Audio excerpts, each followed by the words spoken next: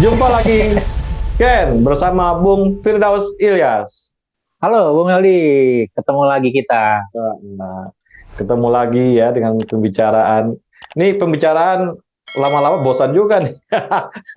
Copras-copras nih ya. Tapi kita lihat ke dalamnya ya, substansi dari copras-coprasnya ini harus kita buka, Bung Firdaus. Jangan kita terperangkap oleh isu-isu orang ini sama ini ya, isu-isu apa isu-isu dari orang per orang. Kita masuk isu dari uh, apa namanya topik-topik yang bisa menarik dari orang per orang ini, Bung Firdaus. Nah, hari ini kita mencoba topiknya masalah HAM ya, masalah hukum dan HAM ya, Bung Firdaus ya. Dan korupsi ya, termasuk Dan korupsi ya. ya. Ini gimana nih kalau kita membaca tiga kontestan ini, Bung Firdaus?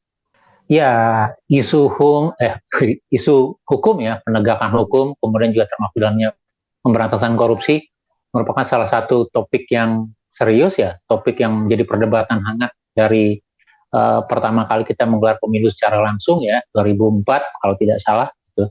Dan kemudian topik-topik ini sampai sekarang persoalan-persoalan ini masih sangat terasa di publik, terutama dalam konteks penegakan hukum. Jadi kalau kita lihat dalam beberapa tahun terakhir, ada beberapa kasus hukum yang melibatkan tidak hanya antar masyarakat sipil, tapi juga vis-a-vis dengan para penyelenggara negara. Dan di sana publik kadang-kadang berkeluh kesah gitu ya. Oh ya, penegakan hukumnya masih tumpul gitu ya, tajam ke bawah, tidak ke atas gitu ya, atau mekanisme tebang pilih begitu. Dan begitu juga kalau kita kaitkan dengan isu pidana korupsi, pemberantasan korupsi, orang masih melihat, oh ya kenapa sih kesini penegakan pemberantasan korupsinya terasa seolah-olah hanya untuk sebagian saja, tapi yang lainnya tidak. Kenapa dengan kasus korupsi ini tidak pernah jalan, sementara kasus korupsi yang terkait dengan kepentingan tertentu itu bisa maju dengan cepat.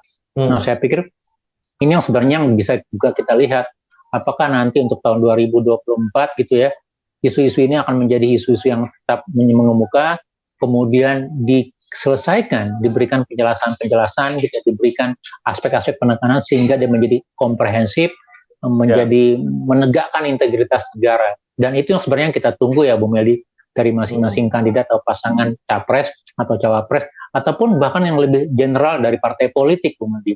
Bagaimana komitmen mereka terhadap penegakan hukum dan pemberantasan korupsi, begitu. Ya, ini yang menjadi ini juga ya, ini masalah tata kelola negara ini juga penting ya, masalah pengaturan bahwa negara adalah negara hukum gitu ya, negara kita negara hukum ini. Ya. Ini udah cukup lama ini gimana? Ya, diabaikan oleh negara sendiri gitu ya. Dan kita mau lihat nih apa cara pikir dari para kandidat atau kontestan presiden ini, bagaimana dia membuka. Kita juga bisa baca dari nggak hanya cara pandang, juga dari latar mereka ya, pengalaman mereka di pemerintahan, bagaimana dia menyikapi masalah ini juga menjadi cara pintu masuk kita untuk menguliti semua kandidat untuk masalah ini. Ya, jadi menguliti kandidat atau kontestan atau calon presiden kita ini penting, Bung Firdaus. Kalau nggak dikuliti nih bahaya nih, kita akan nanti mendapat tertutup dia. Ya, mendapat sebuah orang cuman gimmick-gimmick gitu ya. Kita nggak tahu apakah benar begitu apa tidak. Jadi kepada siapapun ya, intelektual, mahasiswa, netizen, wartawan, marilah kita sama-sama menguliti capres-capres kita yang mau maju ini, Bung Firdaus. Ya, ini harus kita lakukan ya, sebagai tanggung jawab kita sebagai warga negara, termasuk juga mereka yang ingin maju juga harus menyampaikan kira-kira ide-ide mereka untuk perbaikan dan penegakan hukum atau isu-isu krusial, isu human right, isu pemberantasan korupsi, karena itu yang selama ini menjadi momok dalam rangka mengejar kesejahteraan ekonomi, dalam rangka mengejar keadilan, dalam rangka mengejar target-target rencana pembangunan. Karena dengan pelanggaran hukum, dengan korupsi, dengan pelanggaran HAM, itu bisa mencederai rasa keadilan semua orang. Nah, kalau kita ambil sebuah refleksi, Bung Meldi ya, ini kalau kita bicara menguliti, membuka lebih lanjut, kita coba buka dari hasil survei Litbang Kompas, terutama untuk konteks penegakan hukum, Bung Meldi. Ini sekali lagi persepsi ya, jadi karena memang belum dikuliti sama sekali gitu. Jadi persepsi publik. Nah, kalau dipersepsikan kira-kira dari 3 pasang calon capres, Prabowo, Ganjar, dan Anies, siapa yang kira-kira dianggap paling kuat di dalam menyelesaikan persoalan penegakan hukum? Ternyata jawabannya adalah Prabowo Subianto. Jadi 40,7%, 41% itu menjawab Prabowo, 24,7, hampir 25% itu Ganjar, dan yang terakhir dalam persoalan penegakan hukum gitu ya, itu Anies Baswedan 15%, 14,9 begitu. Nah, saya pikir memang betul hasil jejak pendapat ini baru melihat secara dari sisi orang melihat persepsi gitu. Karena kenapa misalnya Prabowo dianggap punya kompetensi dalam persoalan penegakan hukum lebih tinggi dibandingin kandidat yang lain? Mungkin tidak terlepas dari latar belakangnya, gitu ya. Mantan tentara, kemudian dipersepsikan orangnya tegas, gitu ya. Bisa menegakkan aturan main dan segala macam.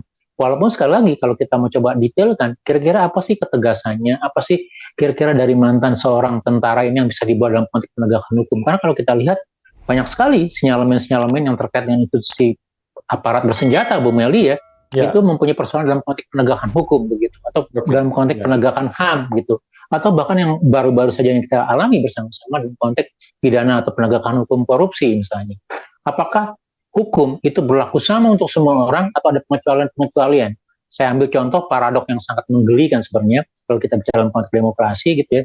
Ketika oknum aparat penegak hukum, aparat bersenjata lah, polisi, tentara atau yang lain gitu ya, minta di BKO-kan ke jabatan sipil, tetapi ketika mereka bekerja di sipil, mereka tidak mau diberlakukan aturan sipil, begitu. Mereka mau kembali ke aturan asal mereka. Kalau Anda korupsi, ya gunakan aturan dalam pidana korupsi gitu. Jangan berdalih dibalik, misalnya, oh ya kami bagian dari ini punya aturan tersendiri. Kalau begitu rezekinya mau, tapi konsekuensinya tidak. Ini paradok buat kita, begitu. Nah, yang kita ingin lebih lanjut adalah dibalik persepsi-persepsi tadi, kira-kira apa sih detailing-detailing yang Anda tawarkan penegakan hukum, begitu. Apalagi kalau kita bicara kita generasi 90-an, ingat kok bisa dianggap persepsinya tinggi untuk penegakan hukum, padahal dalam kasus 90, 97, 98 gitu ya, ada persoalan-persoalan yang sampai saat ini belum clear. Apa yang membuat itu menjadi sebuah pilihan sebagai persepsi, begitu. Saya pikir ini yang perlu dijawab lebih lanjut. Nah, artinya gitu ya, kita menuntut gitu ya, kita demand kepada mereka gitu, memaksa mereka untuk kira-kira dalam konteks penegakan hukum apa yang Anda tawarkan untuk Republik ini? Apakah sama dengan sekarang atau jauh lebih baik? Apakah latar Anda yang mantan aparat penegak gitu ya, aparat bersenjata misalnya, atau intelektual atau mantan pejabat gitu ya, kira-kira bisa memperbaiki wajah gitu atau substansi penegakan hukum Indonesia atau tidak? Kalau tidak ya sama saja begitu. Jadi challenging ini sebenarnya yang kita tunggu dari masing-masing kandidat, Bung Aldi. Ini juga masalah KUHP ini udah beres belum, Bung Firdaus nih? Belum ya? Undang-undang kita. Kalau tidak salah masih dalam proses legislasi sih. Ini harus beres. Ini sejak zaman Belanda ya, kita masih pakai hukum Belanda aja kan? Iya betul. Padahal usulan revisinya gitu banyak pasal-pasal atau delik-delik yang konteksnya sudah tidak sesuai atau sudah ketinggalan begitu.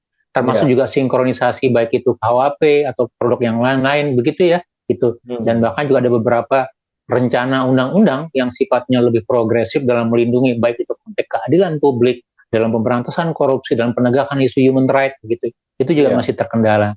Nah, ini juga bisa kita tunggu kira-kira apa kelanjutan dari masing-masing kandidat ini untuk hal-hal yang masih terbengkalai ini, Bung Meldi. Ini juga harus penegasan penting dari HAM-HAM ya. Sekarang HAM yang berkembang ya, itu tidak hanya hak-hak dasar, juga kebebasan juga menjadi poin penting, Bung Firdaus. LGBT ini kan isu yang menjadi isu internasional ya. Dan gimana nih kandidat membaca LGBT sebagai isu kebebasan dan isu yang harus disikapi dengan pemerintah Indonesia. Kita tidak melihat itu tradisional atau cara pikirnya barat atau apa. Kita ingin gimana si kandidat membaca masalah ini dan gimana dia secara bijak menyikapi ini, Bung Firdaus nih ya. Ini kan dulu kan problem HAM ini kan berpindah-pindah. Pertama dulu muncul urusan HAM ini kaum-kaum marginal ya, kaum-kaum marginal juga diangkat menjadi hal-hal penting dalam HAM. Kemudian dia geser dari isu-isu perempuan ya, pengaruh utamaan perempuan itu juga menjadi isu-isu utama gitu ya. Sekarang nih pengaruh utamaan LGBT ini gimana gitu.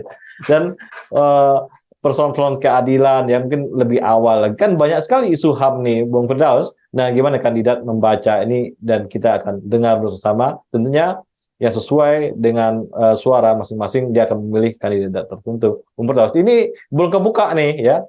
Kalau HAM ini selalu dibuka dengan kulit ari ya. Kulit ari kulit tipis di kulit gitu ya.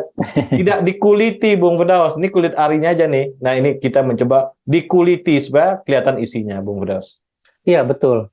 Ya, dengan masyarakat yang semakin majemuk, semakin kompleks gitu ya, semakin cepat maju gitu ya. Isu-isu yang tadinya dianggap itu hanya isu-isu peer group, isu-isu yang minoritas terbatas begitu, tapi sekarang juga sudah menjadi persoalan-persoalan yang mengemuka. Bahkan isu-isu yang mungkin belum terjadi di sini, ya terjadi di belahan dunia lain, itu juga menjadi isu-isu yang masuk menyeruak ruang publik Indonesia.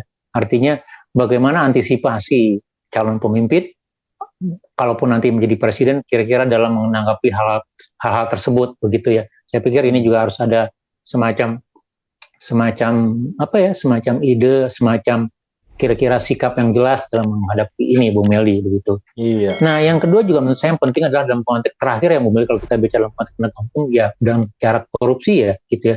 Korupsi kita tidak melihat ini juga jadi komitmen yang masih komitmen utama sampai saat ini ya, baik itu Anies, Ganjar atau Prabowo, mereka masih bicara dalam ruang-ruang yang masih sifatnya populis, bukan substantif gitu ya, gitu. Nah, bagaimana dengan korupsi? Misalnya kemarin Ibu Mega mengatakan, oh ya, kalau begini KPK dibubarkan saja, begitu ya. Atau kasus-kasus yang ditangani oleh aparat penegak hukum, gitu ya. Bagaimana konteks penegakan hukum pidana korupsi Indonesia ke depan, begitu ya. Bagaimana keterbatasan kelembagaan, bagaimana keterbatasan dalam penegakan hukum di institusi yang juga memiliki kewenangan, misalnya aparat penegak hukum, gitu, aparat bersenjata misalnya. Dan ini menurut saya juga harus segera diuraikan kepada publik sehingga publik merasa paham, merasa jelas. Oh ya, penegakan pidana korupsi menjadi isu penting, kemudian dia bisa berlaku untuk semua dan itu melindungi hak-hak kita sebagai warga negara, Bung Meldi. Iya, Bung Firdaus. Terima kasih, Bung Firdaus. Sama-sama, terima kasih, Bung Meldi. Salam Indonesia bersih.